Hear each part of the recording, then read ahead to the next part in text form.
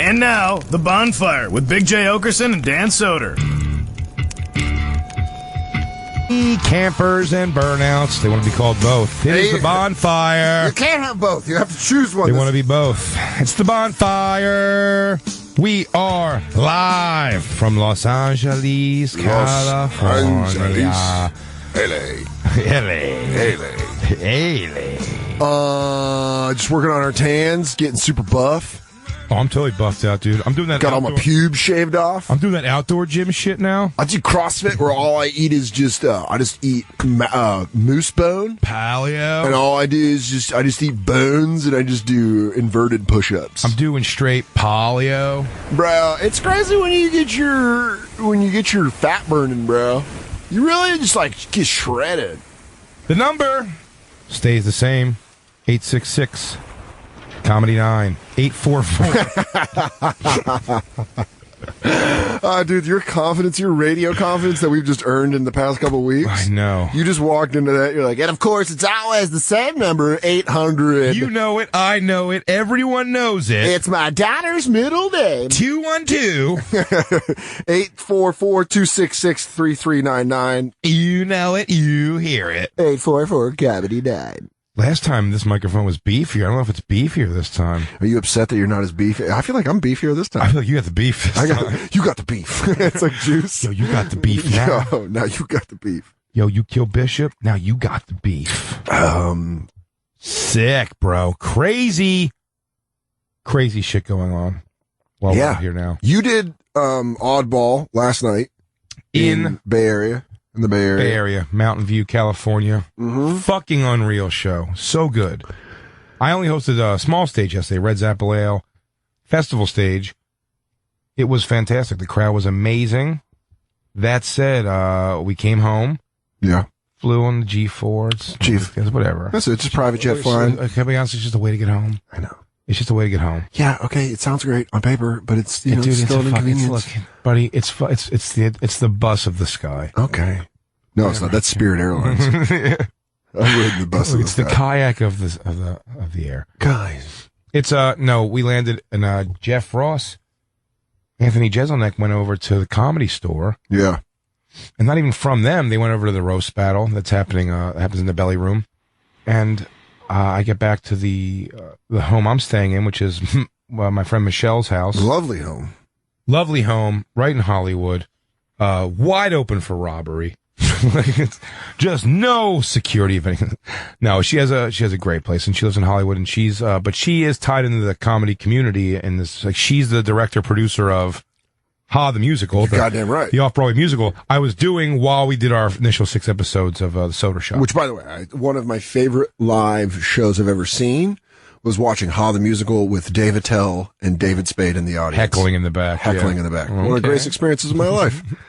Okay. Attell, easy. One of the hardest I've heard a crowd laugh was when he said that.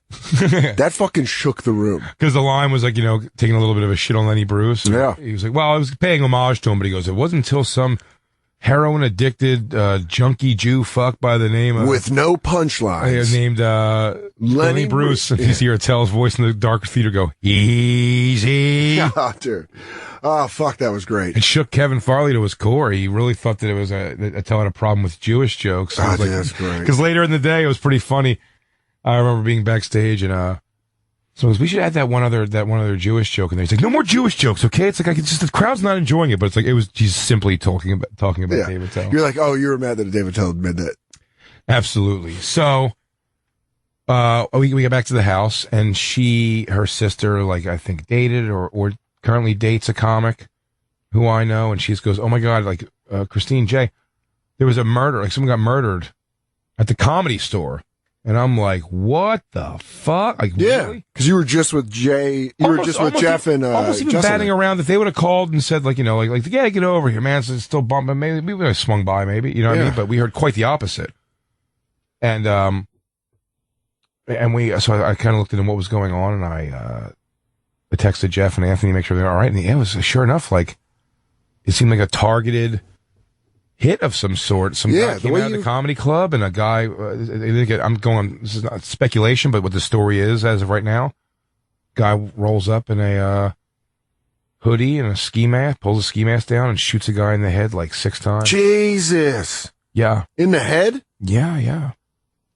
So it's like this guy may actually lose his teaching job. 6 holes in his head? No, I think he's very much dead. Yeah, I think he is dead. And I had a weird thing last night. Again, so, it's a bunch of comics around us. So you're texting people and jokes are flying. And no, it's not a comic. It's a... Was it a civilian? So it was a guy in the audience. It was, they said it was Fat Tuesday night show there, they call it, which is a ethnic show. Oh, why are we whispering? In case there's any ethnics listening. Hi. I hope there are. I'm white enough to keep my voice at an octave that only whites can hear. Like a dog whistle, but with racism. It's one of those black shows. Jay, they can still hear you. No, they can't. You gotta go. I describe blow mine. out their bass and their other car systems. I have to give you cover. I give you suppress fire.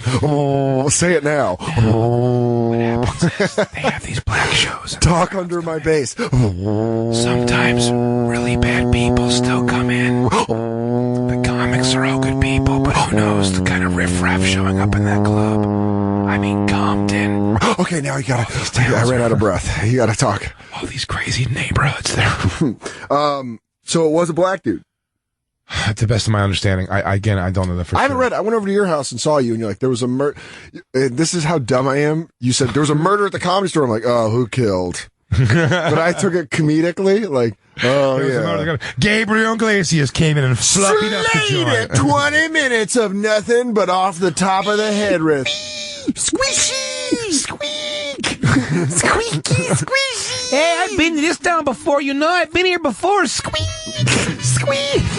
And then anybody ever come to this town before? I don't agree. I think your impression is not accurate.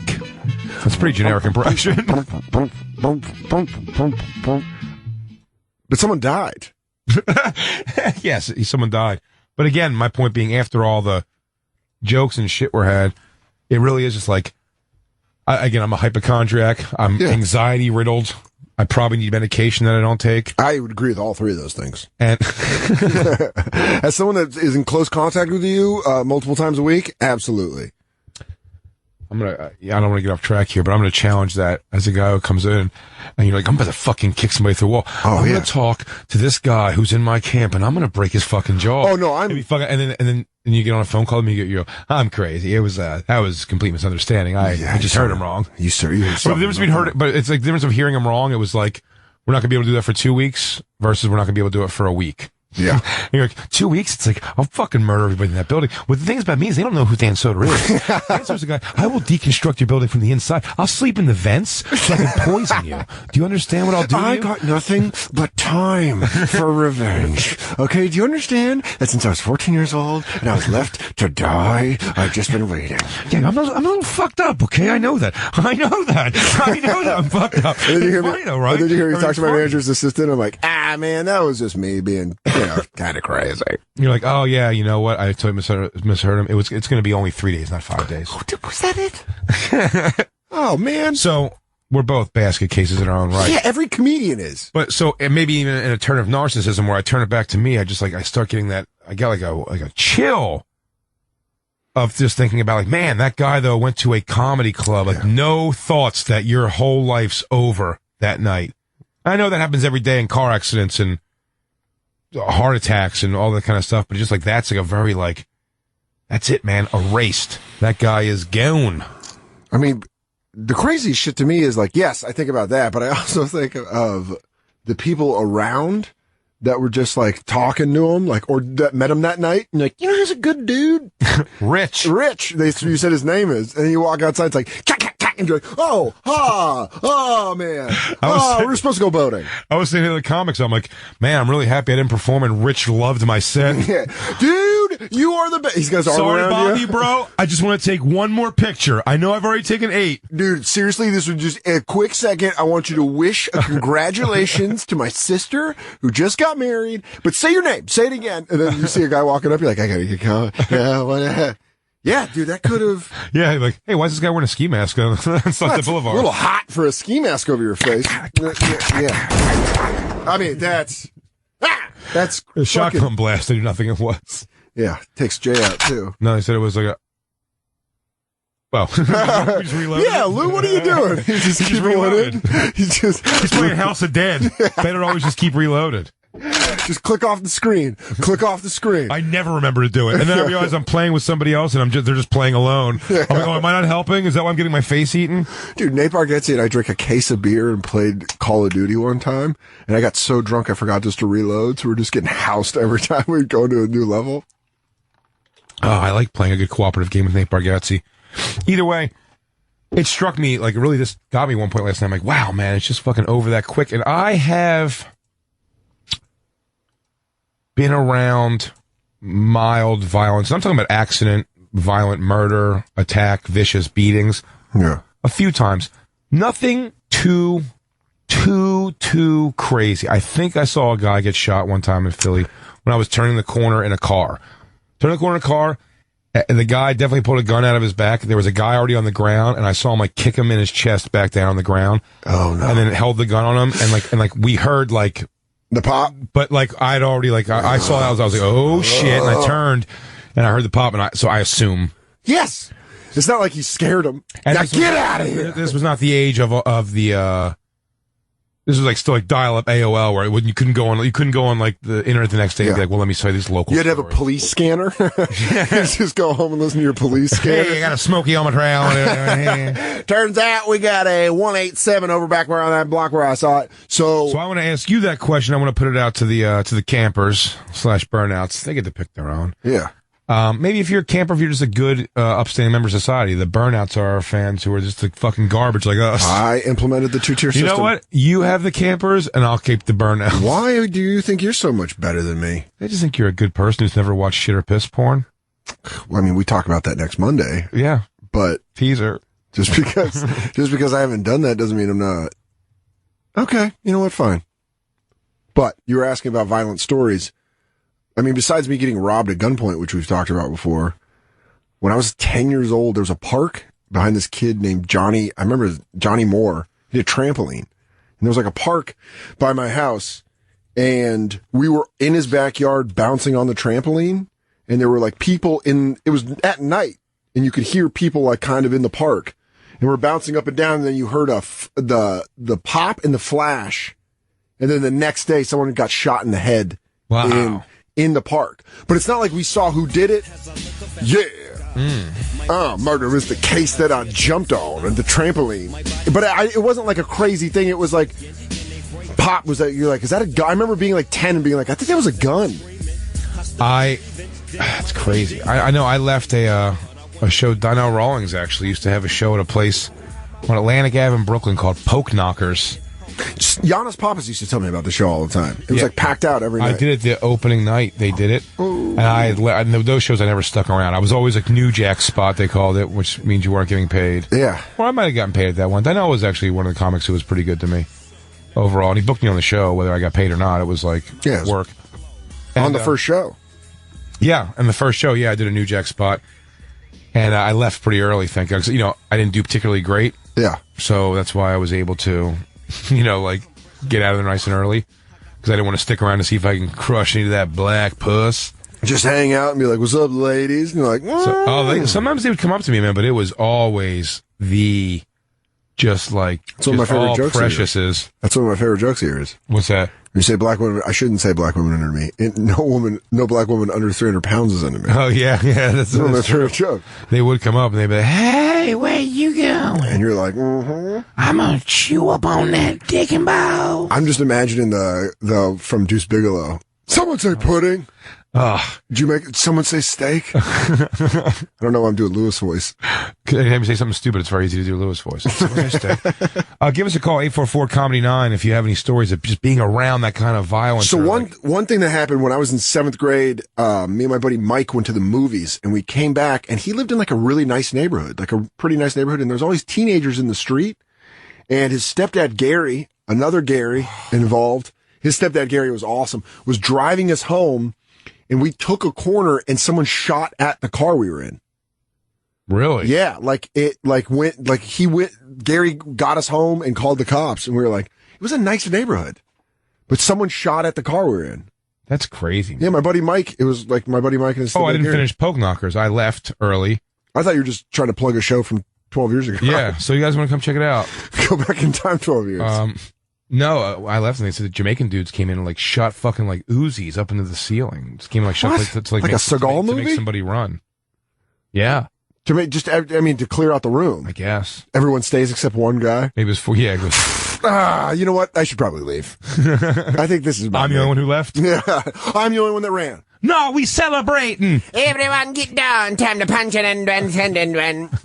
This is a nice preview for Sean Paul Monday. You're on blast, call, clap, block, no, Trevor. Bummer Clot, get out of here! That's how they let them know they left their lights on in the parking lot. Like, That's one of my favorite. Like And by the way, there's hack comedy across the board of all cultures, and I don't want to get called out for picking at something, but it's like hack is universal. But the hack of like the black comedy circuit is my favorite. It's always like, oh man, but Jamaicans? You tried that? Remember that same scenario I just did before? Now you put in some Jamaicans, and it's always got to get in the stance. They go, yeah, you rude boy, yeah, blah, blah. And by the way, it just kills the same way every single time. What's the feeling you get when you see real hack murder? Because hack works. People don't realize that. Like People shoot a guy in front of the Comedy Store. just walk up and put 6 in someone's dome piece. Blah, blah, blah, blah, blah. But people don't I think people outside of comedy don't ever understand, but they're like, oh, well, hack. I think there's people outside of comedy think hack doesn't work. And that couldn't be the furthest from the truth. Oh no, it works so good. There's times where you shut up, get me a beer, go ask your mom. Boom. Just ripples of laughter. I said, what? I've given you all the dick I can give you. More, you greedy bitch. Boom. Yeah. Now kills. Yeah. If you abuse behind anything or killing behind anything. Someone told me that it said like those stories before, like on the roast sometimes, like you'll know somebody who does a roast. Yeah. On Comedy Central, and they'll say like, so-and-so had a rough time in the room, and you're like, what? And you're like, they kill it. And he goes, and it becomes like a thing of legend when the set comes out because you just put laughs behind it, and then people do get it. Yeah. People actually get it. Well, that's what's weird about comedy is you can have a joke work perfectly in front of a packed crowd. You're like, this joke's fucking killer. And then the next night, just have it. Eat a dirt. Yeah. Eat a dirt. And they can be not capturing that lightning in a bottle again, but with the roast, sometimes they're very mean. So, I don't know what the audiences for those roasts are all the time.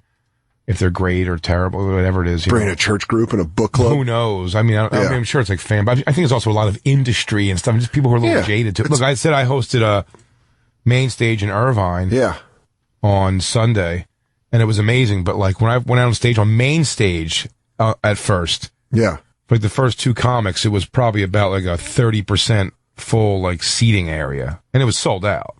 Wow. It's just the industry people, they're not in a rush. They're not in a rush to get to their seats, they're kind of there to show their friend they know Amy. Yeah, we're taping. Oh, yeah, I had an acting class with her. But that's what I was just going to bring up because we're doing that midnight tonight, but we've been out in L.A., and it's crazy how everybody is in the business of entertainment. Mm-hmm. Everybody.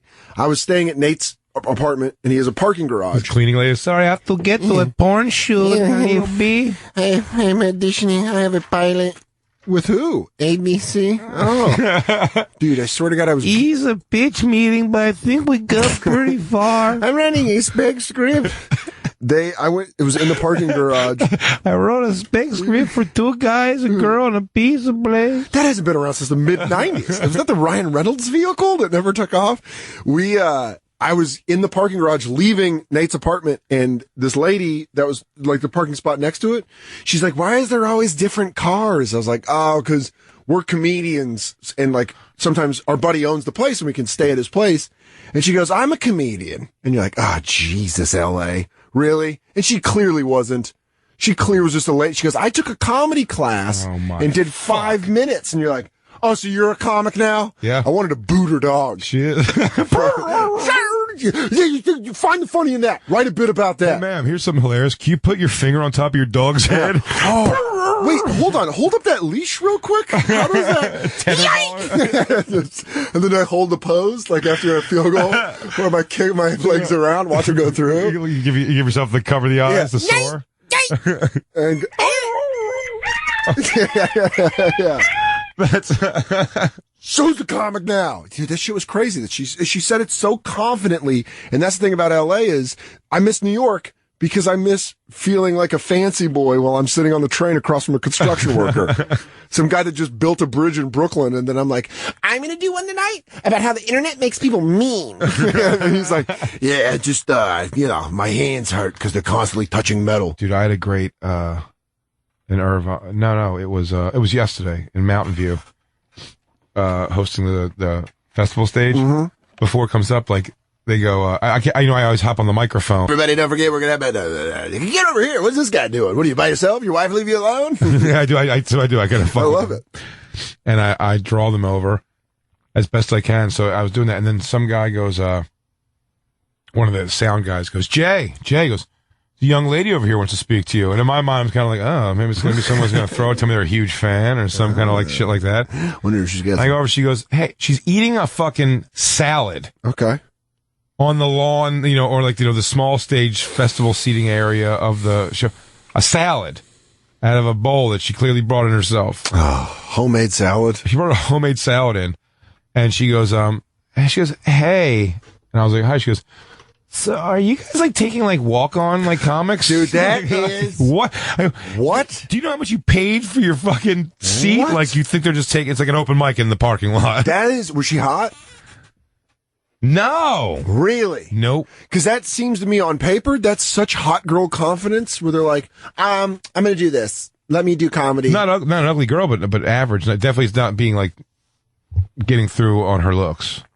And she just thought that she could just go on stage. It was. She was like she goes, no, okay. I was just wondering. I go, and all that told me is she's been doing it for 5 seconds, like comedy. She's been doing it for like Well, people she's been doing it for months because I made ridiculous phone calls in my first few months of comedy. Like, why? But I guess management, I guess. And they'd be like, Bernie Brillstein there? And they'd go, send us a tape. And I go, tape of what? You just want, how about you Like, just, like a headshot. I'm like a kick to the head, you mean? One shot, one kill? I would love to find the lost tapes of young Jay Oakerson calling comedy? management. No, calling management. Doing comedy, I got. We got to do that. I got my DVD. I'm dressed exactly right this minute how I dressed then. This Really? minute. Yeah, I'd go on stage in a sleeveless shirt and a heartbeat. It really drew away from the sleeveless shirt the fact that I have a big old chain around my neck. Yeah, but it was with a a nicer. Was it a nicer sleeveless with shirt? a Wu-Tang symbol. Yes. Was it a nicer sleeveless shirt? Probably. I'm almost dressed. I'm pretty much an oversized t-shirt, but mine was like, this is XL. I'd wear double XL. Mm-hmm. And then I had my Caesar cut and I'd always have a beer. You had a nice Caesar? Dude, I had a sweet in sync Caesar cut. Short, crispy line across the front.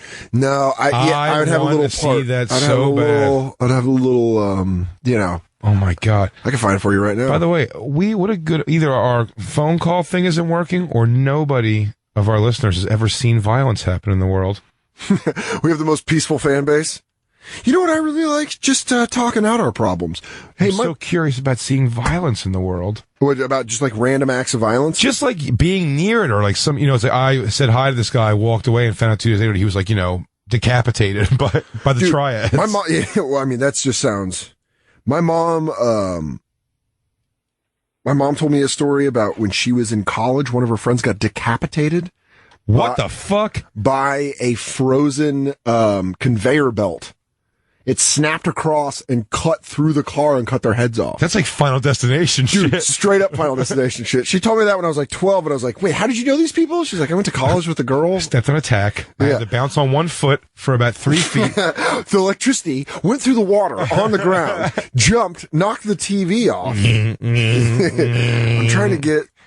I watch those Final Destinations, and they are comedies to me. I think it's so clever and fun how they do all that shit. I'm getting you the Caesar cut. Did you ever see the one with is that a Caesar though? That's a Caesar. Yeah. A little flop That's down. great. Christine, that's a Caesar, right? Sort of. Caesar's a little more defined in the front. This is like a grunge Caesar. Yeah. This is a cool Caesar. Yeah, you have like a fucking... Like, lazy Caesar. You play percussion in Mud Honey. Oh, dude, I would love to do that. 7 Mary 3? Just play some cumbersome? Cumbersome. You have a 2 partners making me I want it more. Cumbersome.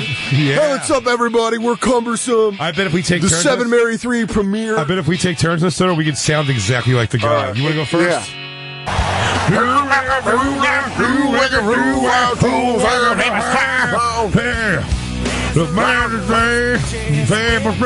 think we did it. I think we just fucking... I think we just became 7 Mary 3. I imagine the lead singer of that somehow listening to this just punching the steering wheel. Is that what you I sound? Fuck you guys. I wrote that song about my dead sister. You massacred it. She died of a... Oh, wow. Oh, we got those callers up. So, yeah, well, hey, the lines are on fire. Man. Sorry, everyone. We were not getting those the call screens. They just moved through. We had a tech glitch. Oh, dude. Ryan in Delaware, I kind of want to go to his first because this just sounds like it could be the base of an unsolved mystery. I didn't see it. I know. That's why Ryan's going to explain it to you. What's up, dude? Okay. I get it. Silent treatment. Okay, Ryan. We lost Ryan. We lost Ryan? To what? What did we lose Ryan to? I don't know. He fell off the earth. Hopefully he comes back because that's a good one. Yeah. I want to see that. That's like a cat. That's like a Johnny Cash song. Oh, see, I didn't really consider that. There's going to be... yeah. Jesus Christ. Yeah, you didn't think that you were going to get the war vets in here. I didn't think about that. Josh in PA, go ahead, my friend. Josh, I just right now is sitting in a dark room, lit up only by the cherry on a cigarette. It's like, I've been waiting for somebody to ask. And I'm glad you played 7 Mary 3. Oh, Josh, you all right there, buddy? Yeah, what's up? Hey, what's up, man? dude? Nothing. I'm in class right now, actually. I just on a smoke break, and I like to listen to you guys. Oh, well, first let me say thank you for your service, my friend. Yeah, absolutely. Thanks for your service, man, and thank you for listening to us during your smoke break. Yeah. Well, I got a story when I was over in Afghanistan. We were working with the Afghan police, trying to teach them how to actually be cops. Yeah. And we were doing a checkpoint where we were just checking vehicles. And next thing you know, these motherfuckers are pulling this dude out of a semi-truck and just start just hammering him, just beating him with their butt stocks and kicking him. Like Reginald Denny in the riots? Yeah, like some out of the Warriors. Like, they just pulled this guy up Really? and lined him up and just all take turns just hammering him. Jesus. And we walked over and we were like, whoa, what's going on? You know, you can't do this. And they're like, no, this guy's a pedophile. He touches little boys. And then we were like... They're like, this fag's a Giants fan. Some shitty... He wore his jersey. We're playing him this week. Wait, what are you guys? What? So they just started did they beat him to death or did they just beat him like... They fucked this guy up and then they told him, they took his money and told him to get out of here. That's definitely like the second or third rule thing. Where they're like, well, we beat him up, then we definitely take your money. We're not letting you we'll rob you. Yeah, we're not letting you leave here with your money. And those guys drive away, and then another people pull them over and pull them out of the car and beat them up for robbery. Thief! Well, it's just hot potato. I had another instance where we had an interpreter who, when he went home, he was from the Capitol, and he told us he got stopped at 3 different checkpoints. And he got stopped at a Taliban checkpoint and got robbed. And then drove through a Afghan police and military checkpoint, and those guys tried to rob him, and he explained that he didn't have any money, and then finally made it to the Americans, and they arrested him. What? He was a terrorist. Dude, that's like that day. Can you imagine being with that guy and trying to complain about your day? And you're like, so then I go, toaster's broke. Debbie just doesn't pick up my cell phone calls. He's like, one time when I was an interpreter for the U.S. Army, I got robbed by the Taliban, and then the Afghan police beat me because I had gotten robbed, and then the Americans, little bonus, put me in a secret prison. I disappeared. Oh, dude, that's fucking crazy. Triple threat. Oh, man, seriously, lightning could have struck me, and I would have been like, I get it. Josh, that's bonkers. I'm sorry you had to see all those things. ID card. They what? And they took his ID card because they were going to try to use it to sneak on the base. So when he told the Americans that he was an interpreter, they asked for his ID card, and he didn't have it, so they arrested him on suspicions of trying to sneak onto a base.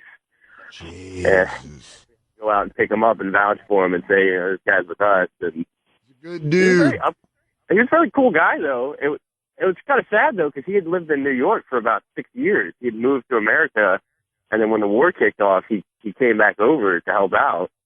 So he was technically an American citizen.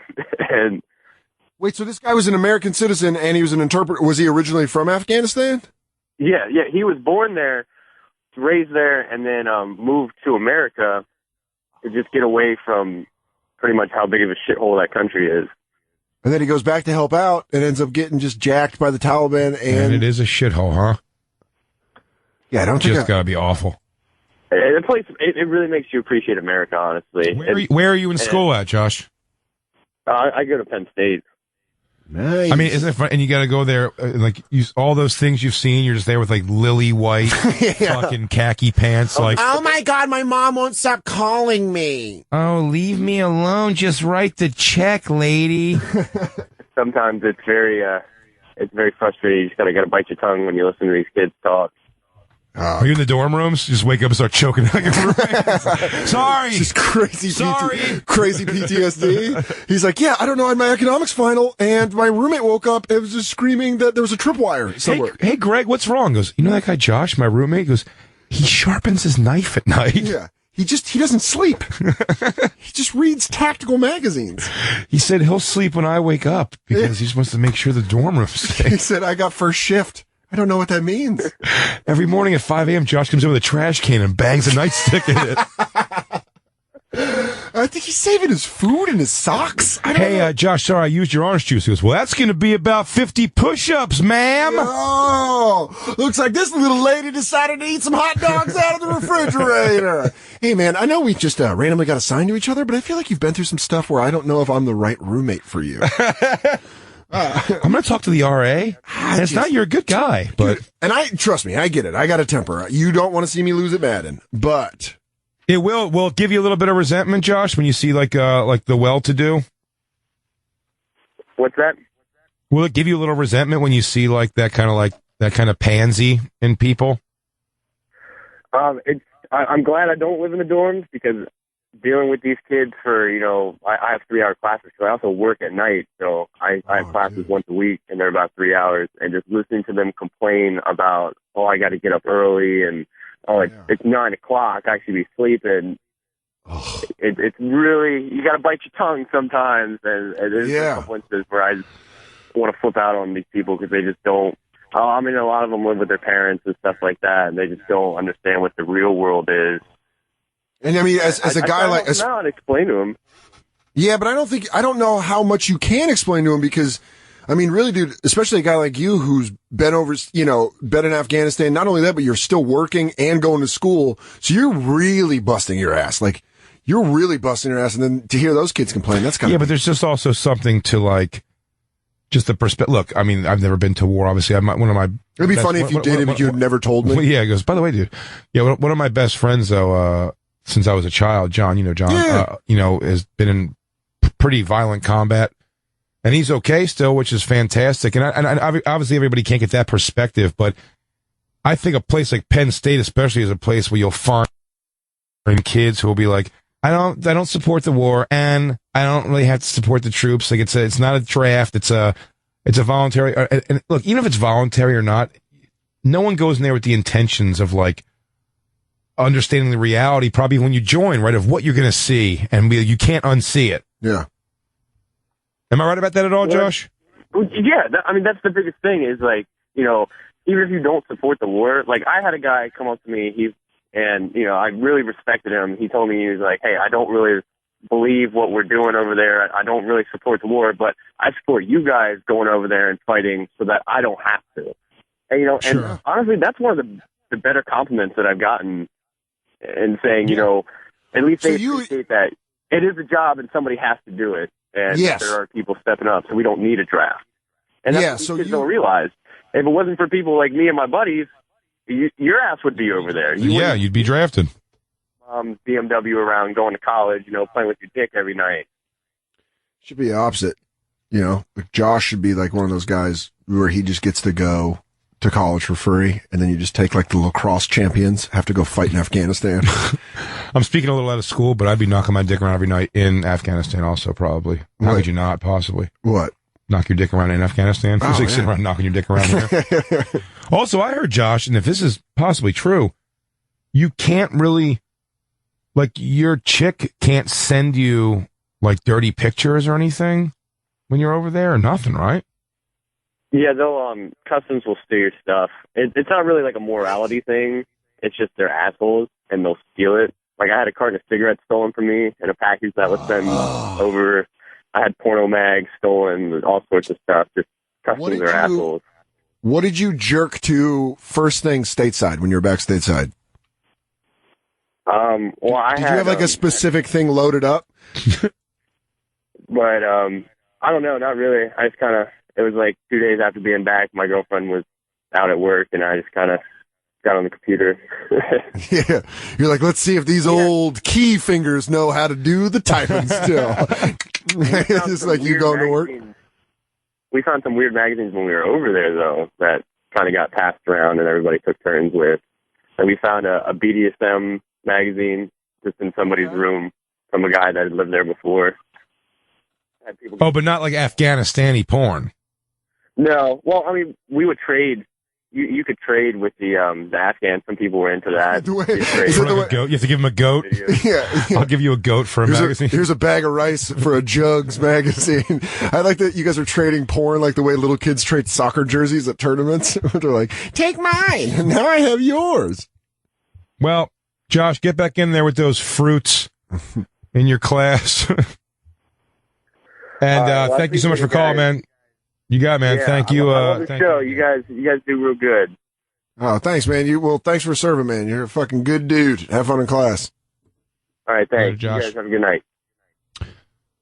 We lucked out here. And Ryan from Delaware. Yeah, but we got to take a break before we. Fuck. Do we got to take a break and then we want to talk to Ryan from Delaware? All right, we'll take a break and then Ryan. Is that cool? Ryan, can you hang on for one break? No, not yet. We'll be right back. It's the Bonfire. And now, back to the Bonfire with Big J. Oakerson and Dan Soder. Oh, man. It's the first chapter of the Bible and also one of the greatest bands of all time. Motherfucking Genesis Monday. Genesis, what are we? Wednesday. It's Genesis Wednesdays. We smoke pot. Genesis Wednesdays. Are we live? Are we recorded? I don't know. Where are we? But I'll tell you what, we are having a good time, man. Nothing can bring this down. Let's just fire right away. Ryan in Delaware, what do you got for us, buddy? We're listening to some Genesis. We're having some fun. What's up, guys? Ryan, what's up, buddy? Hey, what's up, buddy? Huge fan of you guys. Jay, I actually met you in Philly last April. I got engaged after your show. Yeah. Oh, yeah. Ginger Ninja? Ginger Ninja, baby. Boom. Oh, wow. I thought you were stroking out right on the mic. No, not at all. That's it. What'd you say? I sat front row. You called me Ginger Pothead the whole time. It was hilarious. Yeah. No, I remember, you left for a while, and then you came back. We were still up front, and you said you just got engaged. Yeah, Wait, so we went and did it? My girlfriend got lost with the phone. We came back. Thing. And And I'm saying this with no ill intent as a schlubby son of a bitch myself. Ryan is just a schlubby ginger guy. Looks like he smokes a lot of pot and lives in a basement. Fucking up. He's fucking up, dude. Girlfriend was cute. Dude, I like fiance is cute chick. I like Good job, Ryan. I like that he went and got engaged like he picked up a pack of smokes. Almost. He went around the corner. He's like, man, we're lost. You want to get married? I think she was like, yes. And they came back over so excited. We'll never be lost if we have each other. Hey, my girl, ever since you cut your hair, my girl is on your dong, bro. Oh, sick. Jay's getting that girlfriend on the dong, love. Christine, how do you feel about schlubby gingers? Just kind of looks like me, but, more sun problems. But a higher SPF. Picture me, but really freckly. Oh, yeah. You got those sun-kissed shoulders. Sun-kissed. Ryan, what do you got for us, buddy?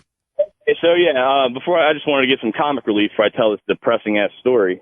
You got a fucking good one, too. Wait, Luke, can you kick back up Invisible Touch while he tells the story? Yeah, we need some upbeat music. That's great.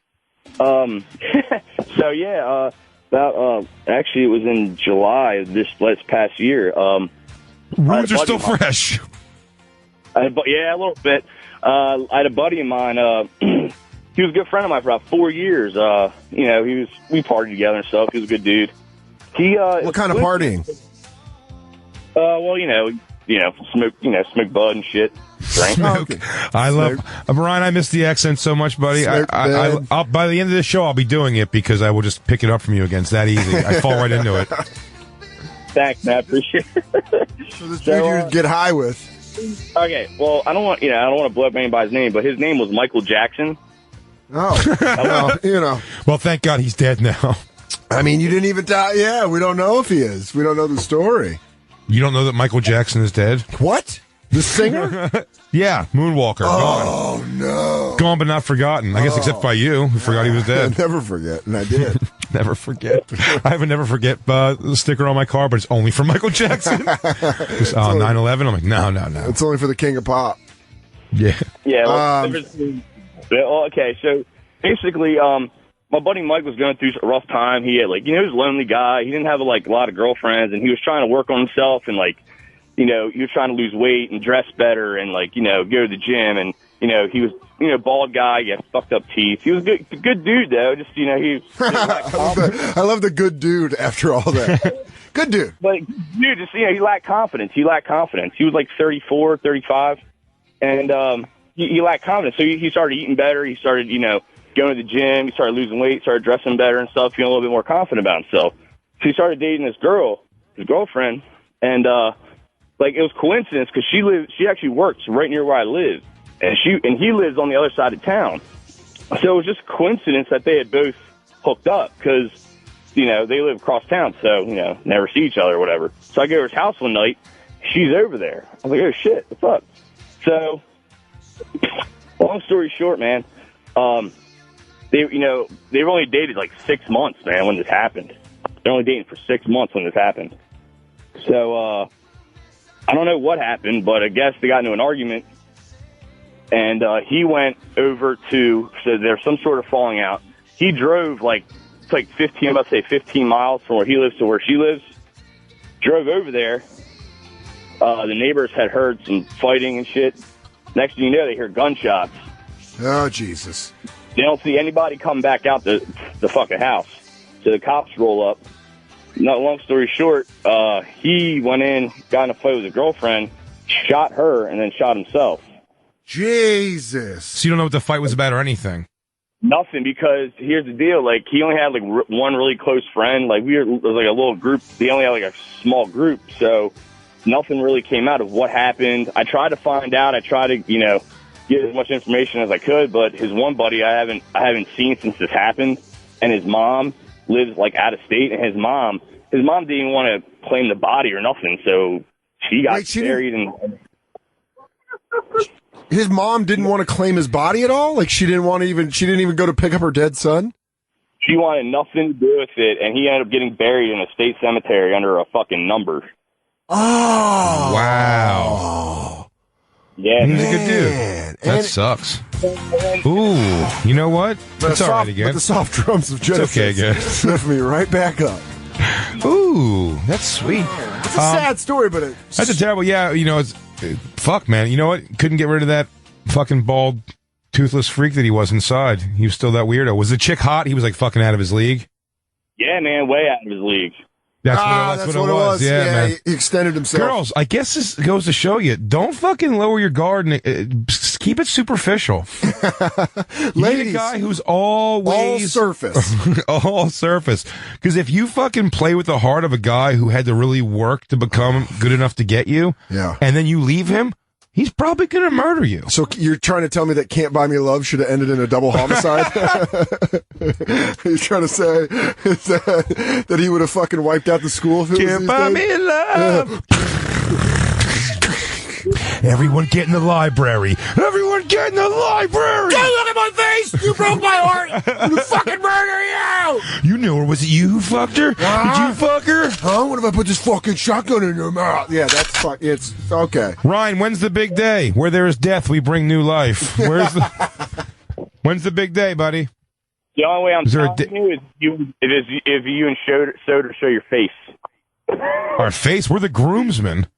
We're gonna pull you in like two horses. Dude, I'm gonna cutely walk down the aisle as the ring bearer. Oh yeah, and then I'll come before him and I'll throw flowers down. Yeah. Can we? Yes, we'll come if me and Soder can record us being your flower girl and ring bearer. Yeah. Does that sound like a good deal? Wait. Do I have a say in this? No. No, you're out. No, you're just some chick. You want to get shot in the face? Put down the other line. Put down the other line. Hang up the phone. Hang up the phone. Put Ryan back on the phone. We had a deal going. I will drive right over there and I will shoot you in the face. Unless you want to get me a Wawa with extra bacon and guacamole. Guacamole at Wawa. Come on, kidding, dude. Please. I was just doing the added extras, oh bro. My God. I know, it's all right. Okay. It's cool. okay. I'm cool. Hey, hands up. Well, I like to turn you on the Wawa, but I don't like you go bastardizing the ideas in there. Did you hear the Philly started to come out of him? Did it really? Yeah. It just Did it really? popped out No a little. What did I say? Swear to God, you said Wawa. Wawa? Yeah. It just came out a little quick. Well, I'm going to Wawa, get a hoagie. Yeah, it's coming. You're like, you're like a werewolf. I'm gonna head over to a hoagie. No, sweetie, of course you do have a say in this. It's your wedding. It's your magical day. If you don't want me and Soder there because we're fucking street trash, then I get it. I'm mountain people. I don't. You don't want me at your wedding. Oh, just mid-America garbage like myself. High Plains garbage. Kicker, guys, here's the kicker. Like 2 months before this happened, my former boss killed himself. Jesus, who are you hanging out with, Ryan? You're the angel of death. Yeah, Ryan touches You've been you touched by Ginger Ninja. Crazy thing is, I had a conversation with a lady. She swallowed her tongue in the elevator. She's dead. Everything's supposed to. Yeah, actually, he's the omen. Yeah, I spit on a guy and he got thin until he died. Guys, unrelated story. 5 nannies killed themselves by hanging in my home. It's all for you, Ryan. It's all for you. All dogs barking when Ryan walks in the room. It's all for you, Ryan. I'm gonna make you a hoagie and then blow my brains out. Drive over there. And then he blew his brains out. You gonna blow him out? That's fucking great. Drive over there. Congratulations, Ryan. Yeah. I hope you guys have met. We'll probably talk to you 4,000 times before that, my friend. Can I be congratulated too? What the fuck? Oh, well, no, here's the thing. I've seen Ryan, so no, I'm not congratulating you. Yeah. You're marrying a ginger. If I was your father, I'd smack you right across your goddamn whore's mouth. Yeah, that's old Irish bad luck. You're bringing it into your bloodline. You're inviting in. I had one more thing. Sure. One more thing. Okay, I just want to revisit this real quick. The Desperado references are fucking hilarious. You're forgetting one. You're forgetting one. Is it? Okay, remember when he's showing the little Mexican boy how to play guitar on the side of the fucking road?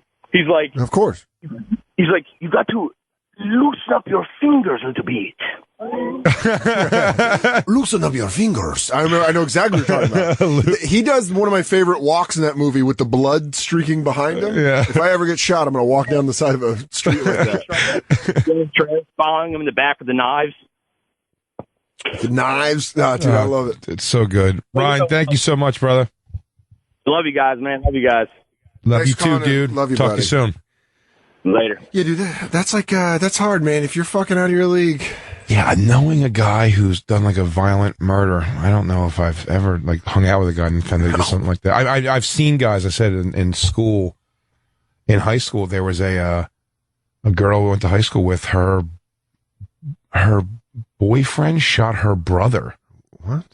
Like a Hatfield McCoy's thing? No, it was like they were buddies. They were just shitheads that we went to high school with. And they shot each other like over beef? No, man, it was like friends. It was like on a sleepover. It's fucking Ricky was a young boy. Yeah. He had that child blew a child away. These two kids that lived in my friend's neighborhood, one of them shot the other one with their dad's shotgun. And it took him out. I mean, obviously, it was point blank. It's like He's a Terminator, just gets back up. You should have blown off my good arm. It's more like it's a wall by his throat. I sent back in time to be the worst little brother. We gotta take another break because we're just 2 stories and we're already an hour God deep. damn it! All right, we are. We're an hour deep, but we got some people coming up here. We got some good ones. So we'll be coming back. It's the Bonfire. And now, back to the bonfire with Big J. Oakerson and Dan Soder. That's all. Genesis That's all. Wednesdays Wow. on the Bonfire. Comedy Central Radio, Sirius XM 95. I'm Dan Soder. That's Big J. Oakerson. You know, before we jump back into the calls, I want to give a shout out to that, and I want to play this real quick. It's only about a minute long, but Denny Fatbeard, as he goes by on Twitter. Yeah. Denny Fatbeard made a song for the Bonfire that I just think is fantastic. I love it. I love this. The lyrics are completely are in tandem with the show. It's super creative. I thought it was really an amazing thing. So I like it. Yeah, check this out. Listen to this.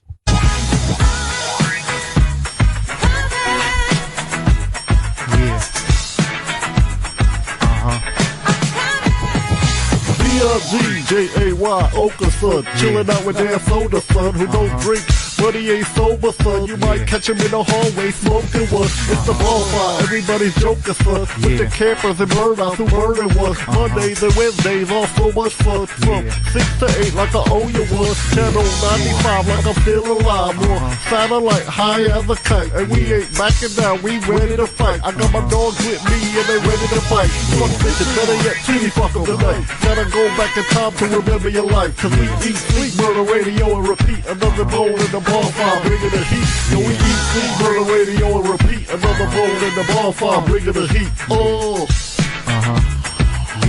Yeah, there it is. Yeah. The breathing.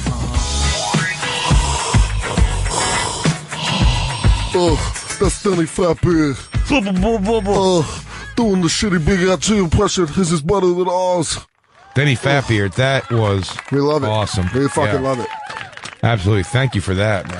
I love shit like that. Yeah. I can't believe that anybody listens and gives a shit enough to produce something like that wonderfully produced. Well, at first I was like, when I first played it, I was like, oh, he's just Fuck gonna, this guy, is what you were thinking. Why would you? No, that's not what I said. Why would you throw I that thought on? nothing other than this was amazing the entire time, so I want to know how you had a change of heart. Okay, don't fucking nice step. You hate our fans. Hate them. Hate them. Front to back. Don't like them. Try to fight them actively.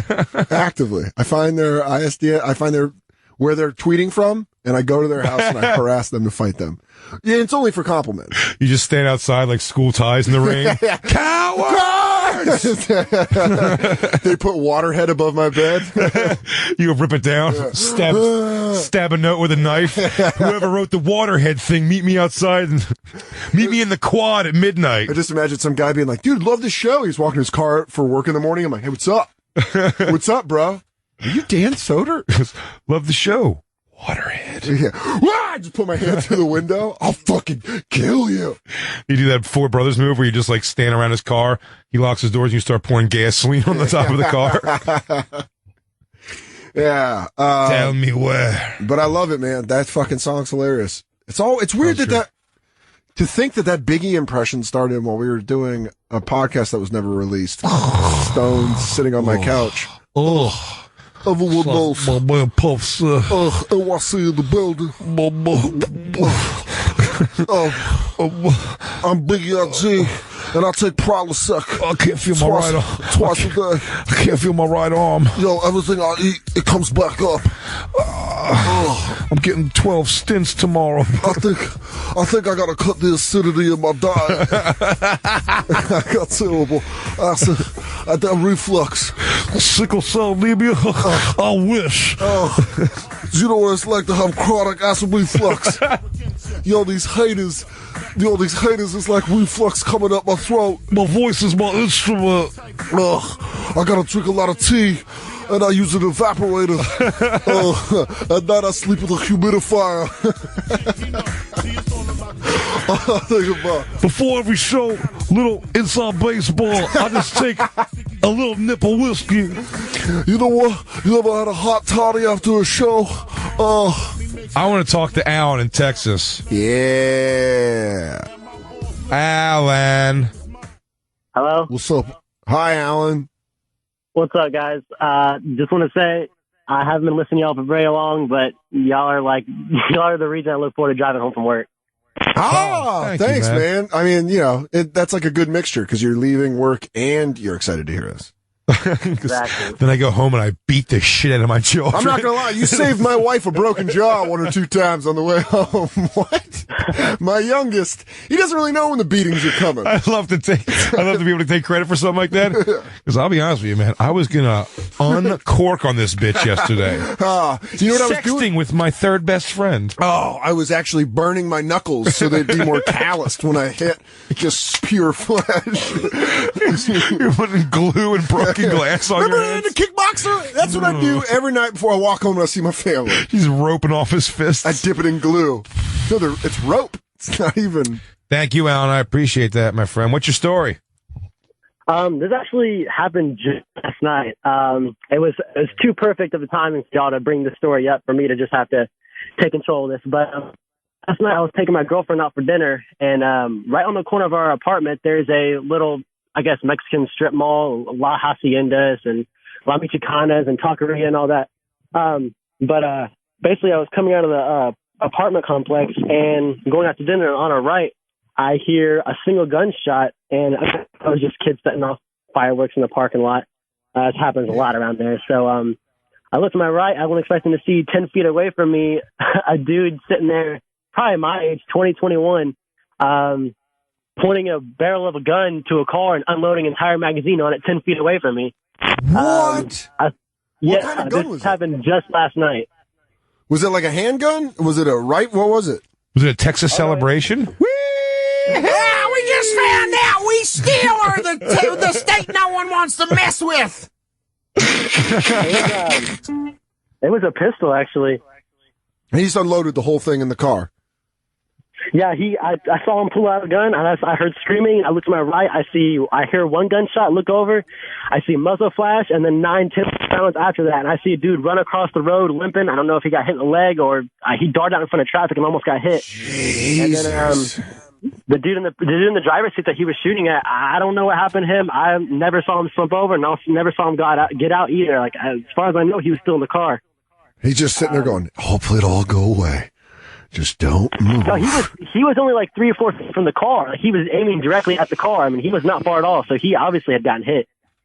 Yeah. Oh, my God. That's fucking crazy. Were you taken back were you frazzled like all night after that? My girlfriend was just screaming, telling me to drive, and I was like, hold on, I want to look at this. I drove by slowly 10 feet away from him. That's hilarious. That's such a dude reaction as opposed to a girl. Like once the shooter's gone, you're just like, oh, now I want to go see the aftermath. Drive just so you can come back. That's kind of, oh, really? Wow, that's Texas for you right there, huh? Walked back towards the shop casually, walked back towards the car. I was actually the only eyewitness. Everyone else was inside the shops inside the laundromat, and when the cops showed up, I went down and told them I was the one that called in, and they asked me to stay and give my statement. And when they asked for statements for everyone else just turned away and said they didn't see anything. So I knew the area, so I hope I didn't just make a big mistake. Was it all Mexican people, or? Oh yeah, they were all Hispanics. I actually did the guy that shot the. What were you gonna say? Right when I was a statement, when they walked over to me because they told me not to contaminate the crime scene, told me to stay away from it. About right when I was standing, it was starting to get dark. I looked down and the cops shined a flashlight on the ground, and there was a brick of marijuana on the ground right next to my feet. What? Did you take it? Did you fall like a fumble? Just get on it. Everyone cover it up, ball up. Dude, that's fucking nuts. We're waiting for the cop to get through the pile here. Who's got it? Hey, it's Dan Soder. He looks like first down with a brick of weed. With takeaway. Dude, that's fucking nuts, but thank God you or your girlfriend weren't hurt. Yeah, we drove around, and this was right by NASA Space Center, too. So it was a pretty white area, surprisingly, and I wasn't expecting to see 10 feet away from me. We were driving behind the car that he was shooting at, so we drove enough to look down the barrel. We drove in front of his sights. And luckily, he didn't see us because we were the only eyewitnesses. You know, it could have been anything for him to turn it on us. But luckily, I came to my senses, and I drove off and circled back around to talk to the cops. But, yeah, this just happened just last night around 7 o'clock. Wow. Oh, I'll put you down for 2 tickets to the Trump rally. Yeah. That's Allen, Texas. Yeah. Party of... Your girlfriend's going to come, right? Or is she the magnet for all this trouble? Dude, thanks for calling in. Alan, thanks, buddy. All right, no problem, guys. Thanks. Crazy story. We're going to take a little sidebar here because I have to. Yeah, I don't remember this. I know, but I want to hear. Do you care? No. I want to hear this. We have D in Oakland. D. Now, you'd think, Hello. D, before you say anything, D, you'd think you're calling in from Oakland to tell us some horrible story of Oakland violence because there's so much there, right? Yeah. Isn't that what all fucked up Tupac, that place? That took him from like art student to thug life? It was East Oakland. It was East Oakland. Violent place. You're calling for what reason, D? I went to Dan's show at the Punchline on Wednesday, and at the end of the show, I mean, my confidence is low. I'm gotten out of a horrible relationship, but I sort of hit on him and got rejected. What it feels like, but it could be that I just don't know how to flirt. So that could be, because I don't remember. I read the call, and I don't remember being hit on. I wasn't hit on. Wait, are you half white?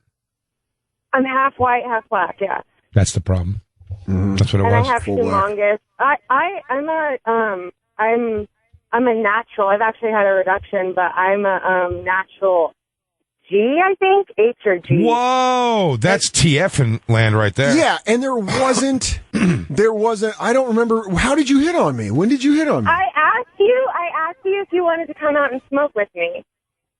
And I said, yeah, and you didn't wait, because I went out and smoked Wednesday night. No, I asked you if it was hot, and you're like, no, I'm good. I was like, I think I got rejected, and I don't think I rejected you, because you sound right up my alley. I don't remember.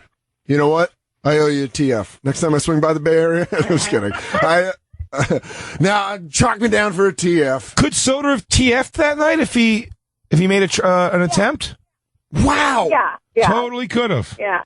Really? I'm talking. And we talked. We chatted for a little bit, and then my friend came up, and I was like, we talked about how I can smuggle my pot when I start traveling next year. Yes. He gave me some great advice.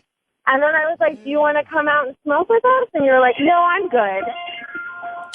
I am cool. sorry. That's cool. Stephanie, that's cool. Whatever you're saying. So Soder could have put his dick between your titties that night, fired off a batch, had it run down either side of your neck. The pearl necklace, I believe it's called in the TF world. It is. I'm going to just clear up that I am rebounding, like coming up. So I was looking for a great rebound, and I thought it was an opportunity. He said that he's into mixed girls. So yes. I immediately, because I got shot down, I immediately assumed that it was, I got rejected, whatever. So, no, I feel like this is a misconnection. God, Stephanie, so. Stephanie, what's your... Her name's D, bro. Oh, D. Well, I'm an idiot. Sorry. My name is D. I have an actual name that's kind of memorable. So if I gave you my name, you're like, oh yeah, because I have a weird name. Yeah, D, I want to know your Instagram. I want to see D. I want to see what Dan fucked up. Okay, wait, what? I want to know your Instagram. I want to see D. Instagram. Well, I'm driving. I commute to the Bay Area, so I can't do anything right now, but I will. I have a Twitter, so I will tweet myself, and my mom is trying to get a hold of me right now. So. Okay. Well, I will get in contact with you. My name is Dominica. Okay. I don't really remember this. Dominica? That sounds like someone practices witchcraft. It's playing on the radio, so everybody's going to know that I just openly said, oh, yeah, you could totally say these things. That's all. Yeah. Oh, big deal. Just anyone who's got Sirius XM, which is every new car. So and people with rental cars, people that you normally don't even have cars. Pretty much every car unless, and it's growing. Numbers are growing. I've heard hospitals and doctors' offices are playing this. The business is doing great. So, pretty much it's out there. You have G cup titties. Soder, would you feel confident sliding between G cup titties? I mean, at that point, it's just you're not going to breach the fucking. But at that point, it's almost like it's like a longer water slide. It's just more fun. Oh man, what a G cup tits? That's a deep cavern of tit. So, You have what? I've had a reduction, but they keep getting bigger They keep growing. I can't stop my tits from growing. It's like a Stephen King short story. Yeah, the girl that wanted big tits. And then they became gargantuan. Bigger. Yeah. Bigger. Well, D, I'm sorry I blew Get out of it. here, crazy old gypsy. Bigger. Your nipples like a moon on a clear night. I hope her nipples grow out like empty balloons that you turn into balloon animals before you blow them up. What's the birthday one? You want a cobra?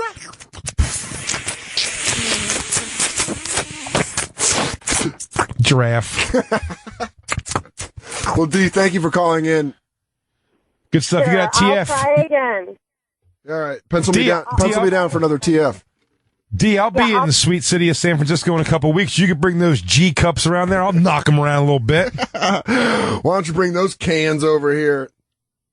Okay, I'll try. Oh, sorry. I know I'm not Dan Soder. My bad. I was still Never going to mind. try to come to your show. Thank you. And please tell some friends and also have them buy tickets and don't ask me for free tickets. And then tell me about all the good food spots where I'm going to If you could tell me a place I could be, if you can give me a ride to get some weed. That would be so cool if you actually give me weed. Or just bring weed and not even charge me for it. That'd be great. Actually, if you like that, if you could roll up a spliff, I like spliff. You know, I could probably get you and one of your friends in, but don't start bringing a bunch of other people also along. Say I was I assholes. could probably get you to sit at the bar, but like you'd probably have to buy 2 drinks. I'll say I'll get you a drink, but I'm probably not going to actually send the drink over. I'm going to sit in the green room the whole time. G-cup today. Bob in Florida. just cramped up on D. I get weird about that shit, man. Bob in Florida, what's up, buddy? Hey, how you guys doing? Whoa. Whoa. A That little was serious. terrified right now. You're like the neighbor. Not too bad. That's like Sling Blade. Sounds like Wayne Grow in Heat when he killed that hooker. The That's Grim hilarious. Reaper is visiting with you. He looked at me. He kept looking at me. Well, you What's know, up, they've Wayne? always told me I've had a good face for radio, you know what I mean? Okay. Hey, I got a story for you guys. I used to live up in the northeast corner of Ohio, up over there, big-time Amish country, and it's pretty much like 28 years ago, man. Me and my buddy, we was doing some acid. We were going to head over to the bar and stuff. It was near a winter evening. And anyway, we got like halfway down heading to the bar and forgot where we were going, and we got hungry, so we decided to turn back around back in town at the local McDonald's. And as we was heading in there, like I said, it was snowing. You know, it was getting dark and everything. We was heading north, and there was only one intersection light from where we were at. And as we were heading north, a flatbed semi-truck was heading south, and just as we noticed things were going on, an Amish buggy was heading east and west. And what happened was later on we found out the guy, the Amish boy, was drunk and never had a hold of the reins. And as that Amish buggy came into the intersection, that semi-truck over to What? It just smashed.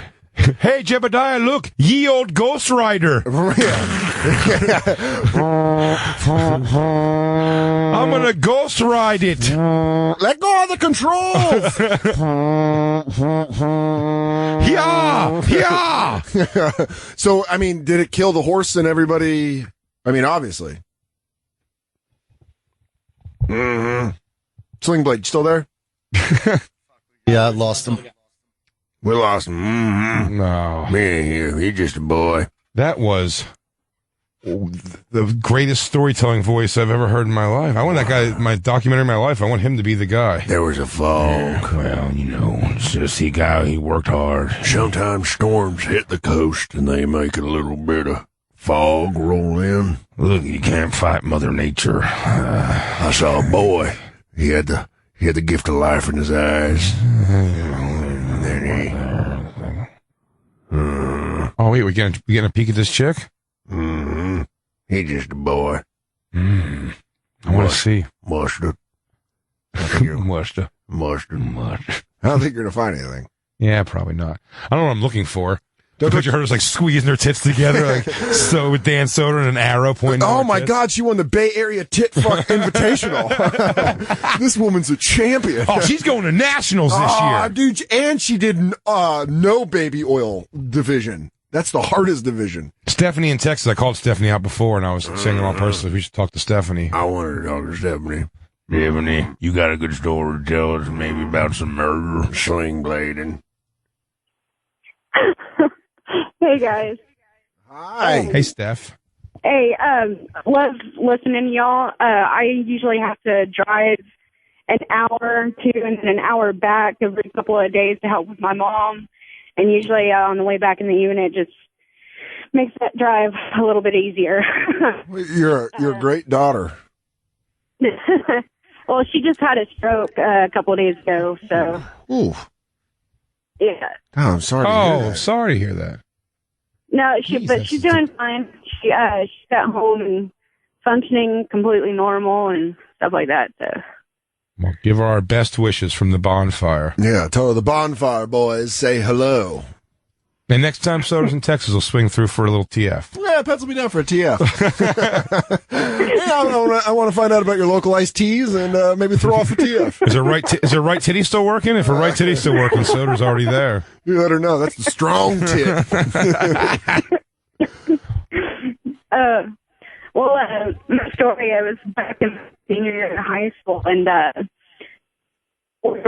me and my friends were waiting out for buses, and all of a sudden, like, it just got really tense outside, and we were looking around, and there was just, like, people grouping up, and it was by race. Yeah, are you going through a tunnel? Yeah. Are you being abducted by aliens right now? What's happening? I feel like we're losing you. Are you calling from a plane? Yeah. No, my apartment shit service. There it is. Okay, you're out of the spaceship. So you said you were at your high school and there was just a bunch of people grouping up into race? Yeah, but it was mostly like a bunch of Mexicans and a whole bunch of little white skater punks. Skater punks are great because they'll always start the race wars. They're the Aryan nation of the outside world. No, but skater punks a lot of times kind of roll with like Mexican kids. Yeah, vatos and skaters go together very well. Like, you know. Oh, my high school is a lot of separation. We have like a lot of gang activity. Oh, so that's fun. But how long ago was it? How long ago was this? This was in 2009. Okay, shit. So it's not that long ago. Yeah. And it was actually like there would be massive violence. Yeah, it looked like a freaking medieval battlefield. I mean, there was blood. Everyone, report to the field. It's time for our annual race war. It's people making flags. Yeah. The Mexicans ride from the east, and the whites, they roll on their skateboards through the... I don't know why. I just thought of Bill and Ted. Who won? Who won the race war? Nobody really won because the cops, like, shit ton of cops came and broke it all up. But the best cops beat everyone up but the white kids? So you're saying this was like a one-day thing where it all just went down like in the courtyard? Yeah, it's like there was no rumors or nothing of it was going on. It just random day. But the best part was in the whole group of Mexican side, two itty bitty, I mean, like stick figure Mexican girls break out into a cat fight. That's the best. And I think that was the bloodiest part. Yeah, dude, chick fight. No one's breaking it up till tits pop out. Man. Ears were torn up. I mean, especially those hoop earrings. You can really grab a hold of it. Oh my God! Their makeup doesn't run though because it's tattooed on. Yeah, yeah, it's permanent. But the cops came and it was a lot, and they started throwing those pepper bombs and shooting the beanbag guns and. No, don't waste your time. Those are toys for Mexican gang members. Yeah, like pink. Oh, that felt good. I'm keeping this beanbag, Holmes. Aha! And apparently someone got stabbed too. Jesus. I mean, did you have metal? Did you have metal detectors at your high school? No, it was just where my school's at. It's kind of like in the middle of really bad areas. Okay. How'd you get there? What do you have, Wolverine bones? She's got an adamantium skull. And I mean, like, none of the towns were really good. I mean, we had a lot of drugs and gang violence and stuff like that. What part of Texas is this? What part of Texas is it? Dickinson. It's close to Galveston. Oh, that's like real scary Texas. What's close to Galveston? Like justice. What's close to Galveston? Little Texas justice. I'll think what's close there. Perfection. Yeah, the way God intended America to be. Violence like that. Like, my cousin got stabbed at a carnival. We've had one girl that was in a gang, and she ratted, and she got her throat slit and gang raped right behind her school. One of my friends actually was murdered by a gang member for not wanting to join. I mean, it's... Did you go to post-apocalyptic high? Did you go to Mad Max, the Mad Max High? Oh, you went to Mad Max U? Oh, that's a magnet school, right? No, actually in my town that I lived in, I was actually on the better part, which was more of the, just gang violence and like petty drugs, like, you know, getting caught. Was the other side of town fighting for gasoline and water? I lived on the nice side. It was mostly gangs based by race. The other side was... Food is our money now. Bullets are a currency. Crack. Good Lord. That sounds like a terrible way to live, Stephanie. Are you out of there, or are you still in this area? I'm in a quiet town. Nothing but old people. Oh, good for you. Where's that? What's an old people town in Texas? It's like Clute. It's close to Surfside. A lot of where the chemical plants are and stuff. This also. You know what's hilarious? I'm going to be in Texas doing Oddball this whole weekend, and slowly but surely I'm trying to find out. Do I say, hey, you should come out to one of the shows in Oddball? But nothing she said has been a place that I don't know anywhere about the geography of Texas. She's like, we got a gas station last The only week. thing I know about Texas is Mexico. Texas. Mexico. Texas. So that's right near Mexico, right? Like no, it's like North Texas. Like, what are those? By Oklahoma? I always assume I'm like right near Mexico. Yeah, but that's pretty safe to say. I mean, Texas is huge. Yeah. So, yeah, it's got a... Everything's bigger in Texas, including the titties. Is that true, though? If that's the truth, then Texas would be the perfect TF state. Stephanie, where do you fall in on the TFing argument? You pro it as a girl? The what? Itty bitty titty. Oh, so yeah, you find it. You're like the atheist of the TFing world. You don't believe it to be a real thing. You think it's an abomination. You think it's a false thing. Well, Stephanie, I'll be in Austin, Houston, and Dallas this week, so come on out. Come to Civilization. I'd get you a +1, but you don't need it with those tiny titties. No. Thank you for calling, Stephanie. I'm glad you moved and got out of there. And we hope your mother's doing well. Yeah, I hope your mom's doing better, and good job getting out of that post-apocalyptic society. It's not so bad when you've grown up in it. Yeah, well, you're probably used to it. Probably used to it. Why is all the violent stories coming out of Texas? Everything. Yeah, really. That's got to be something. I thought Texas is the place where, like, the guns, they say, makes it so it's not that violent. Oh, maybe this. Yeah. Oh, would this be a little fucking debunking? Are we about to move the needle on the voting process in this country? Are we going to change America by one episode of the Bonfire? Renee was a guy in Texas. Hey, guy. Hey, guy. What's up, Renee? Not much. How about you guys? Good. Oh man, you got like that Gambit accent. Yeah, like I was saying, there's a thing called Power Jam at our water park out there, and just it was a massive gang fight broke out as soon as the whole thing ended, and the people were throwing water coolers, and someone threw a grill and a rock at someone.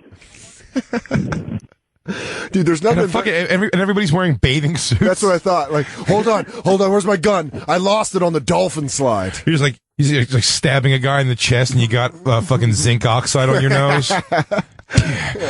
Someone catches a bullet in a water wing. Oh, that was for swimming. Fuck with the wrong bull, Hefe. You're lucky I went down that crazy fast slide and left my gun. Oh, my underwear. I'm gonna murder you as soon as I pull the lining out of my bubble. I had to go down on a sponge raft, which I didn't want to do at first. That was a 90-foot vertical drop with 2 complete loops. A loop and then another loop. Loop. Dos loops. I love any sort of violence at a water park. Any violence at an amusement park is hilarious to me. But a water park particularly. Water park's even better. No one looks cool. Yeah. Fat Mexican dudes with Thug Life tattoo across their stomach, just loving, just going down. Yeah. Hey, the waves are coming, eh? Oh, I got a little bit in my mouth. And then there's just a skinny white dude in a wet wife beater that's like, more starch and shit. You think these kids be in the pool? Because I'm about to. Gang violence breaks out. Did anyone die, Renee? Gambit, did anyone die? No one died. The cops came and broke it all up. They said the flume ran red with the blood of the victims. They renamed the water park Blood River. Come bring your family to Blood Lake for a day of picnicking. Swim in the blood of the dead. Get a churro and then enjoy a nice picnic with your family. Also, don't forget to put sunscreen because it gets pretty hot at Blood River. That's insanity. Renee, man. thanks for calling in, dude. Yeah, man. Take care. Okay, you too, bud. You want to talk to Chris in California? Because I know it's off subject, but don't you kind of want But to here's hear the deal. this about? We got to take one more break. All right. Let's take one more break. Okay. And then we'll get back to Chris in California. I hate breaks. Stop it. All right, I like breaks. Also, we're going to be on At Midnight tomorrow night on Comedy Central. Chris Hardwick. And the third panel is going to be the very funny Morgan Murphy. I never really put together how funny the Hardwick is. Yeah. Have you ever put that together? No. I just did. Chris has a hard wick. Oh. I'm going to start calling my dick my wick now. Your wick? Light my wick. Like my wick. Get this wick going. Because then pussies kind of look like wick cutters. Have you ever seen one of those? I don't know if you go to Yankee Candle. I do go to Yankee Candle because I like candles. Because you're a classy guy? I'm a man who oddly doesn't look like, but I do enjoy a good Barbra Streisand album and a nice wick cutter for my Yankee Candles. So I've spent an odd amount of money on Yankee Candles this year. That's all I'm saying. We'll be back right after this message. It's Bonfire. Comedy Central Radio. And now, back to the Bonfire with Big J. Oakerson and Dan Soder. That one is nice. Let that roll, Lou, a little bit. That's going to be a good one. At the end of this song, you know this song? Yeah. Home by the Sea? Home by the Sea, Genesis. When he starts to scream, sit down. Sit down. As we relive our lives. Tell me someone, tell me out of you.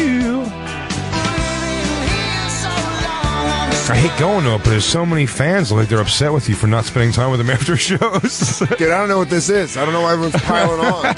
John in New York. John, what did I do? Let that roll, Lou.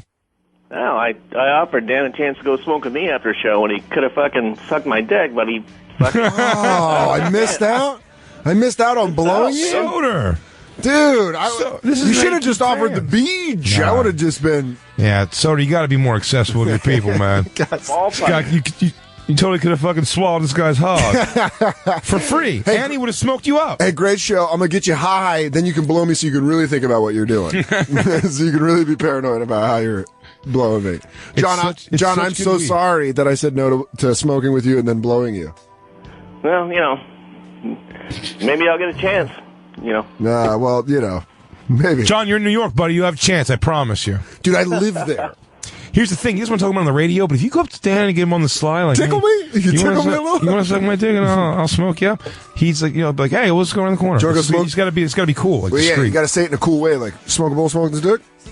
Smoke a bowl, smoke a bowl? No, so you're Smoke a dick? John, better luck next time, buddy. But again, tomorrow's a new day. Do not give up on Dan Soder. He's single. He's ready to mingle. I'm sorry, I'm such a diva. I really am. Speaking of S&D, Chris in California. What's going on, guys? Christopher. Hi, buddy. What's up, dude? We're in the same state as you. For the show. Yeah, I know. I wanted to see if I could come see you guys somehow because I've been listening since the beginning. I drive 170 miles a day. So you guys make my day. Jesus. Oh, thank you, man. Yeah. That means the world to me, dude. Oh, man. Yeah, but I want to share this on one of your first shows when you guys were like talking about pissing and shitting. Yeah, which we often do. It's potty humor. Yeah, it's a subject that we breached several times. Comes up. Yeah, well, when I was in the Navy, me and my buddy were always broke when we were on base, so we finally got paid and we thought we'd go get some Thai food. Needless to say, I ended up getting some bubble guts. But went back to the base bar, and I picked up on this chick, went back to my room. Hold on real quick, though, Chris. When did you start feeling the bubble guts? Right after the Thai food? Before I even got back in the car.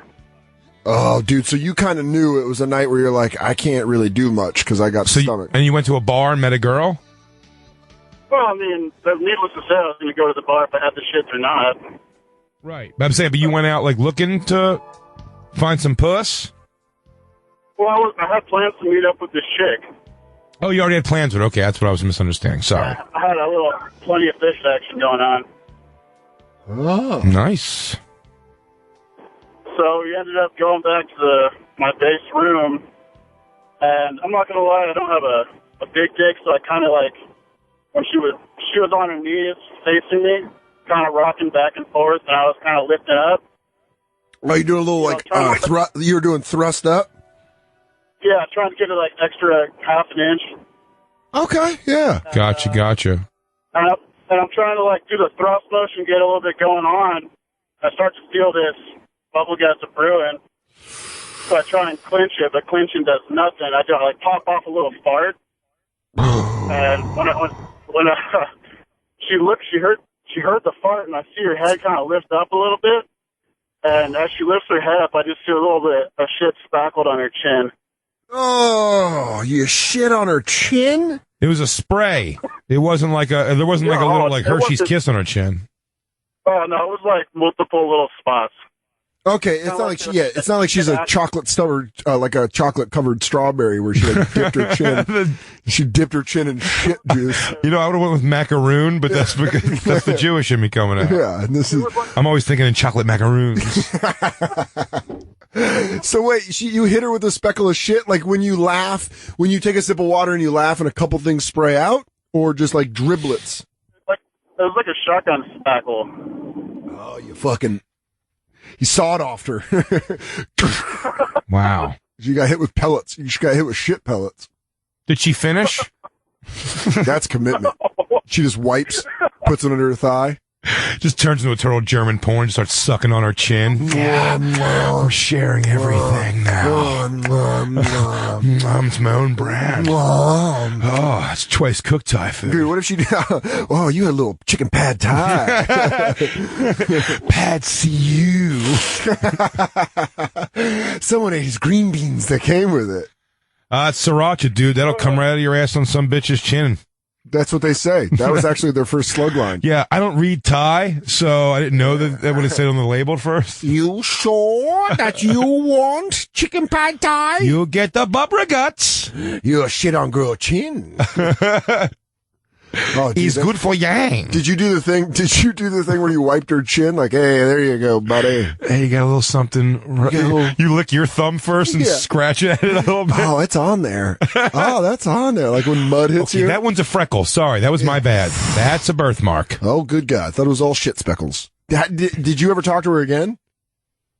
I didn't get to talk to her again, but she did the move where she tried to go to the bathroom, but she had no idea where the bathroom was. So she just She fled? just kind of stumbled around the room kicking chairs. Spinning around the room with shit on her chin. Like a scared horse. It's like, we got to get it outside. We got to get it outside. She was combing it out of her beard for a week. No! I bet she did not find that. Anytime you guys do shows in California, man, I've been trying to find you guys on your website. Punchline, San Francisco, 2 weeks. Big J. What part of California are you located in? Well, I'm in LA, but I drive to Palmdale every day. So Well, I would have been in L.A. at the Comedy Store tonight and tomorrow. I'm not sure about tomorrow still, but the Moida seems to have shut down the place for the night. So, but yeah, I'll be in San Francisco in 2 weeks. But yeah, me and Soder, we're in L.A. as we speak right now. About to go Hollywooded up after this episode and tape TV. Yeah. We're taping a little magic, the TV magic in a little bit. So a little hard whip. But yes, we do come out here a bunch, Chris. So please stay in touch, and we'll have to get you out to a show soon, buddy. Thanks for calling in, buddy. I love you guys. And I love the Legion, man. It's pretty awesome. Oh, thank you, my friend. Thank you so much. Are great, and you're great. Everyone's great. Have a good drive, Chris. I took a zoo-sized shot of MDMA before this. I'm loving everybody. Guys, it might be me, but don't you love when just the beat drops and you're shirtless and you're sweating? I want an iced tea so bad. Leo in North Cackalack. Whoa, what's up, Leo? That sounds like a Dick Swang and North Cackalack strip club story. Yeah, I'm just riding through. I'm stationed down here. I was thinking about that story that guy just said. It's like some kind of Dirty Sanchez, maybe a pad thai goatee or something. You should give that thing perfect. a name. The old pad thai goatee. I think you just named it, Leo. There you go. I'll coin that phrase. How about we call it a General Cho's tea? I think that's even better. General Cho's tea. I can tell you some shit stories. In the military, it's all about how you take a shit. But before I go into the story in Iraq, you'd see guys going to the porta potties. You know what a porta potty is, right? You go to the shitter with a fucking DVD player. Can I curse? Yeah, all right. So I curse. Yeah, of course. You go to the shitter with a DVD player, and let me tell you, you haven't freaking masturbated until you masturbated inside of a porta potty. Yeah, that is like that's training for that's like Navy SEAL training for jerking off. I'll tell you what, Leo, I think I'm going to do it. Yeah, I'm gonna do it just to do it. Just you know what, Jay and I are gonna go. We're gonna go out to the middle of Palm Desert and shit in a hot porta potty, then take turns jerking off. Oh, just those the lights coming through the grate. Yeah. We just see like lines of light going across your face. It feels like you're inside of a microwave and just beating it. But your lap is kind of sunk. So I went out one night. Right? I don't go to strip clubs. Right? I think I've been to 2 in my life. A strip club to me is like going to the supermarket and you look at the steak. I like steak, the good stuff, and then you throw some money at it and you walk out. It's a waste of time, you know. Agreed. So, hello? Yeah. No, I'm just agreeing with you. I said absolutely agree. So to me, it's a waste of time. Chicks are pretty easy. You know, I stopped messing around years ago. So anyways, a couple of weeks before this, somebody was telling me a story about the strip club, and they said, hey, you can get the best chicken sandwich in town at the strip club, and they cook late. So anyways, I was out one night, and I went to this other spot. I have a friend that's a DJ, and I was out there. And honestly, I swear to God, I think somebody slipped me a Mickey, because I don't remember half of what happened until I got to the strip club. But apparently, I had gotten into a couple of fights at the other place. I'm a pretty big guy. I try, I don't walk around, acting like, I can beat everybody up. But for some reason, I'm that guy that people are like, yeah, I could fuck him up. Let me mess with him. And I don't go for that sort of stuff. So anyways, I get out of there. I get in the cab, and I want a chicken sandwich. It's late. There's nothing else open. This place is across the street from the base. So I walk in, and I pay my money. And the chick charges me $30 to get in. And I look up and I see that it says $8. And I says, hey, you charge me $30,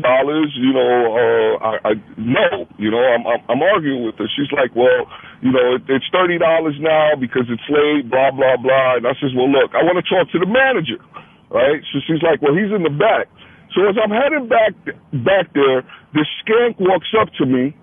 And she says to me, which one, Dave or Lewis? She's a total skank. So she says to me, hey, do you want a date? I'm like, fuck no, get the fuck out my face. I'm going to the manager's office. And she says, all you military guys are the same. You're all broke. And, I wasn't broke. I reached into my pockets and And I said, bitch, I'm paid, right? And I kind of waved the money in her face, and I go ahead and put it back in my pocket. So this chick reaches into my pockets, like both of her hands in the front of my pocket. So I immediately reach down and pull her hands out my pocket. So as this happens, the manager's coming out the office, and the bouncer notices what's going on. So I get rushed from both sides. The chick starts screaming. They don't know what's going on, and the bouncer hits me on the side of the head. The chick throws a bottle at me, and the manager goes for my legs. So I hit the bouncer. I mean, I had to hit the guy. I had to hit the guy. Of course. I got the manager off of me, and I start making my way out the door. So I make my way out the door. Now, I knew that I was going to be drinking a little bit, so I didn't drive. I took a cab around, and this was really close to the base. So I stumble out the door, and as I'm heading across the highway, cop pulls up, pulls his gun out, and, tells me to freeze. I mean, this happened so quickly, I didn't know what the hell was going on.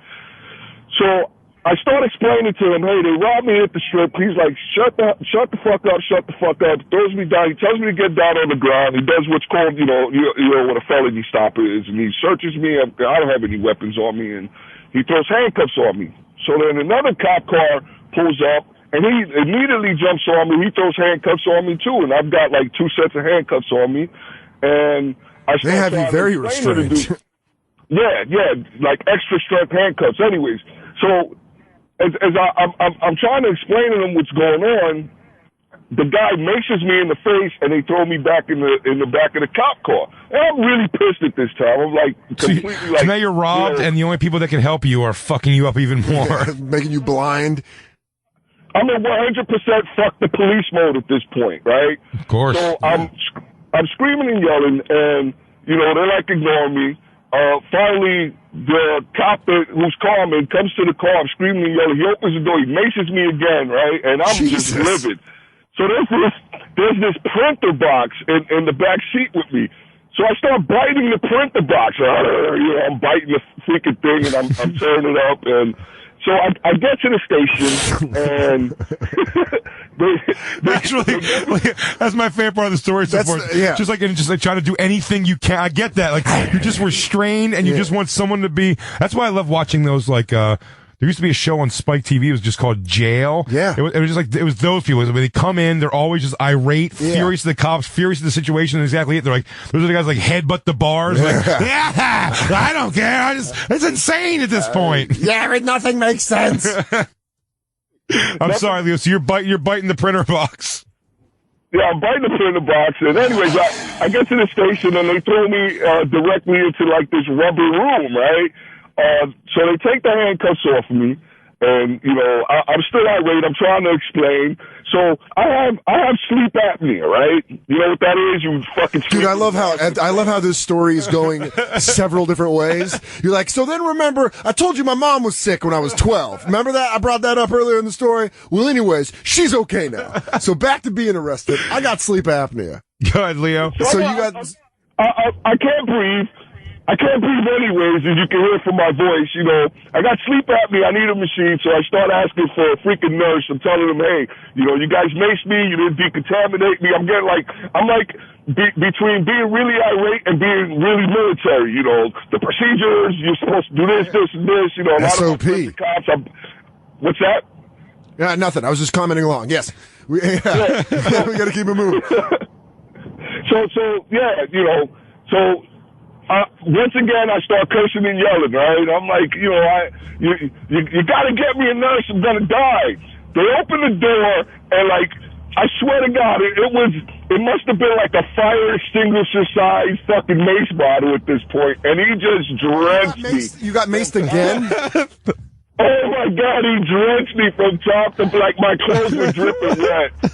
Jesus, Leo, I'm sorry. Leo, we have to go in a second, but I have to ask, did you ever get that chicken sandwich? No! The fuckers gave me some hot dogs.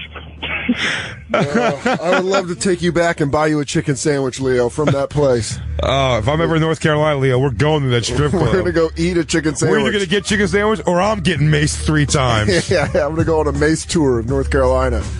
Leo, thanks for calling in, dude. Hey, you're welcome, man. You guys have a great night. Thank you, my friend. Have a good one. We got that went over because we didn't know he was going to get maced 12 times in the store. He just kept getting maced. The saga of Leo getting maced. Leo, slow down.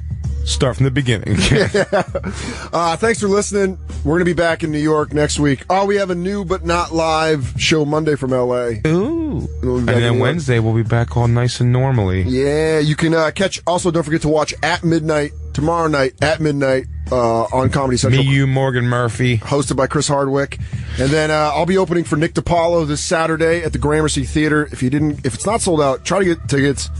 And I will be in Houston, Austin, and Dallas this weekend on the Oddball Tour, hosting the festival stage. It's an amazing show. If you're coming out to Oddball, come out early, come watch the festival stage show. We've had about, without exaggeration, 1,000 people at every one of those. So that's awesome. It's been amazing. It's been quite an experience. I'm sad it's almost over. Also, follow us on Twitter at the Bonfire SXM. We're going to be updating, putting pictures, videos, all that shit. Christine's been all over She's been nailing it. Nasty. We'll catch you next time on the Bonfire.